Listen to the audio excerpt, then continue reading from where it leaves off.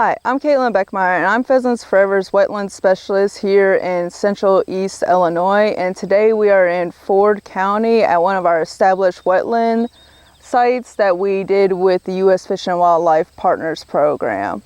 Great thing about these wetlands is they are great habitat for an array of species. As you can see, we have a ton of native plants out, which benefit the waterfowl, which is our main objective, to create habitat for them while they go through their spring and fall migration. But these plants also help pollinators because we have a lot of native forbs that actually grow in the wetlands and on our berms. These wetlands also are great habitat for deer. We've had many deer on the game cameras we use to monitor these sites, as well as pheasant chicks. I actually kicked up a few earlier this season in this very wetland.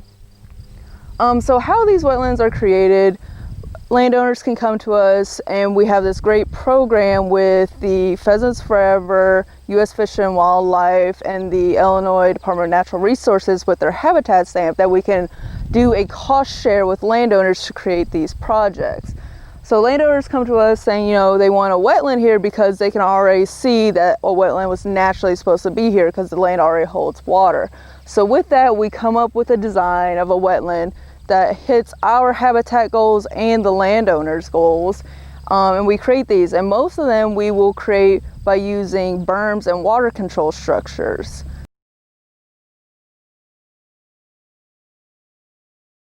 Okay, so with the water control structures that we put in most of our wetlands, how it works is we use aggregators because these things are awesome. You can control the water using these 4-inch boards. So the water will come in from the wetland, and at whatever level we have the board set, it will go up to that top board. And then whenever there's too much water, it will flow over the board and out our spillway into the drainage ditches we have. So this helps prevent the water from going up and over the berms or through our emergency spillways.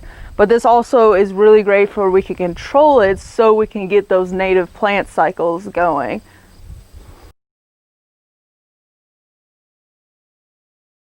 So whenever we start designing these projects, we first meet with the landowner out at the property to see what the land looks like and to hear what their goals are, and to also talk to them about how our program and partnership with the U.S. Fish and Wildlife works. So we'll start with taking LiDAR data, which is satellite data, to see what the topography of the land looks like on our computer program.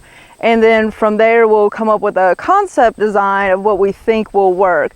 And after we have that design, we'll actually come out here and ground truth that by doing our own topographical survey, putting it back into the computer program so we can make sure where the berm is going to be will work, the water control structure, where the emergency spillway will need to be, and all that. So we'll have it all designed out before we have a landowner agreement with the landowner. So once the dirt work starts, the first thing we'll actually do is trench to see if there's any active tiles in the area, because we don't want those tiles sucking the water out of our wetlands. That would defeat the purpose. So first we'll bust any tile that are going to be in our wetland or would drain our wetlands.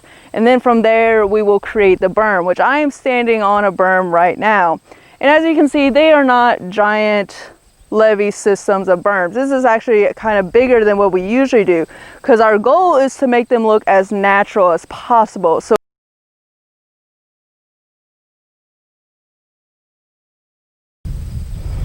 once the berm is in place and seeded, we will come back and plant native wetland seeds in here so we can get this plant community jump started and going, because there is still natural seed left in the seed bank, but we really want to make sure this community gets a jump start and gets going.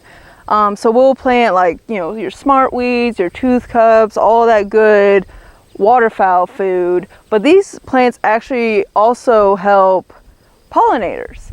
So these are great for pollinator habitat as well. And one thing I've learned from working on these, if you build it, they will come. It's usually as soon as there's water in here in the first year, you'll have ducks in it, you'll have deer coming to it. I've seen pheasants running through it in the drier spots. So these wetlands are great for wildlife and the habitat they create. And these kind of projects would not be possible without people purchasing their Illinois habitat stamp and the partnership with the U.S. Fish and Wildlife and landowners who want to create awesome habitat like this. And these habitats, they're not ginormous. They usually typically run about 2 to 15 acres. This one that we're sitting on is about 7 acres right now. So they're not huge, vast chunks of land that we are putting wetlands on. They're actually quite small, but they make a big impact for the local wildlife. If you're interested in putting one of these wetland habitat projects on your land, please contact us at ihuntil.com or your local U.S. Fish and Wildlife Partners program here in Illinois.